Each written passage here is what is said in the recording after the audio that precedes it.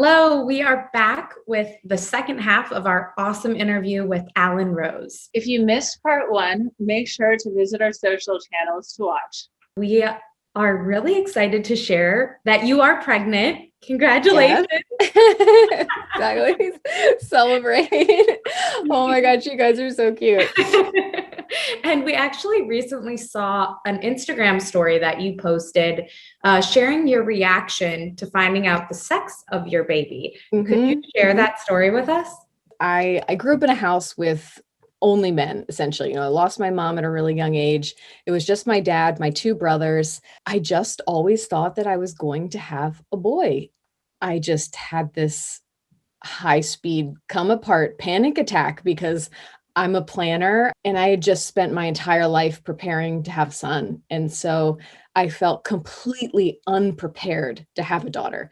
It was an emotional, wild ride for me. And I felt very grateful. So many people reached out and, they call it this, sex disappointment where, a lot of people have this, very clear vision in their mind of if they're going to have a boy or they're going to have a girl. And yeah, I'm thrilled now. Obviously, I can show you over here. I'm in my closet, and this corner is our little baby nook. And so we've got all the things. This girl's a better wardrobe than I do, and she's not even here yet. But it's going to be a journey, and I'm excited. And I just try to remember what a wonderful relationship I have with my mom. And one of my friends said to me once, you're going to get a little bit of your mom back with this little girl. And the second she said that, it just pulled on my heartstrings, and now just can't wait to meet her. We understand that you've lost a great number of important women in your life. My mother is obviously the closest one to me who I lost to breast cancer. She was diagnosed for the first time at age 27 with a stage 3 really invasive breast cancer. And this was almost 40 years ago. So things weren't as they are now. Women didn't have as many options. And she went to her doctor and said, something's wrong. And he said, there's nothing wrong with you. And she goes, yeah, but I found this lump in my breast. Could you at least do a scan? He goes, you're too young to have breast cancer. Come back and see me in 6 months. This is just because you drink too much coffee.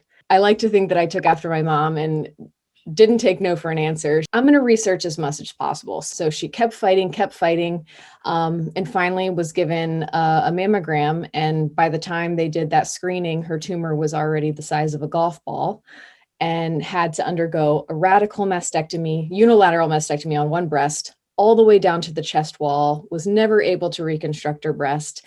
So I knew my mom my entire life with one breast. And for me as a kid, that was normal. And so cancer was always part of the conversation. There was never a secret about it. The more I learned, I realized it wasn't just my mother. It was my grandmother. It was my great aunt. All these women in my family had lost their lives to breast cancer. And that was a really scary proposition for me, knowing that this was very likely something that was going to directly affect my life as well. We would love to ask a few questions that were actually submitted from our Instagram followers, if we could. Sure. Mm-hmm. So the first question comes from our follower, Sarah Breeden. And she says, I'm in my late 20s and I have never had a breast exam. Bad, I know.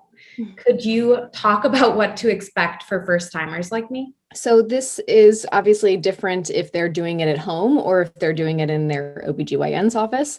So if you're doing it at home, it's really kind of a couple minutes sort of thing where you just get to know what's normal for your body. And I tell people that you want to get to know the terrain of your breasts. So it's knowing that lumps and bumps are normal for most women. And so you learn, okay, I've got this lump here in the corner, or maybe up here at my clavicle. I've got this little valley here. So when doing that, it's just not being afraid to dive right in. If you don't have a family history, you're probably not going to have maybe an ultrasound or a mammogram until later in life. But I'm a big advocate for, if something feels off, push your doctor to get that screening. Our next question comes from a follower named Laura Cover. She is concerned about undergoing a required or preventative mastectomy and is trying to evaluate how it could impact her ability to breastfeed in the future. So this is a really tough choice that women have to make in deciding when to have their mastectomy, because once you undergo mastectomy, you do lose the ability to breastfeed. So I'm going through a little bit of that internal struggle right now. Obviously, I would love to give my child the best possible nutrition, but I know that it's important for me to be alive, and that is the most important thing. And I was a formula baby. My brother was a formula baby. My mother only had one breast. She didn't produce the way that she should have. And there are a lot of women out there that have two functioning normal breasts who still can't breastfeed, or they just choose not to. And it's good to know that, fed is best. Your child is going to thrive and be okay, but it is, it's a personal decision, and I think a tough emotional one. Yeah, that one's a very tough one. Allyn, thank you so very much for joining us today. It's always truly a pleasure. You're just a wealth of knowledge and an inspiration. So thank you. Thank you so much. And it's my honor and privilege to be able to chat with you all. And thank you so much for everything that you're doing to keep the community informed and to bring forth inspiring stories. I know I always love seeing the magazine and who's going to be on the cover, and then getting to be on the cover is just, it's such an honor.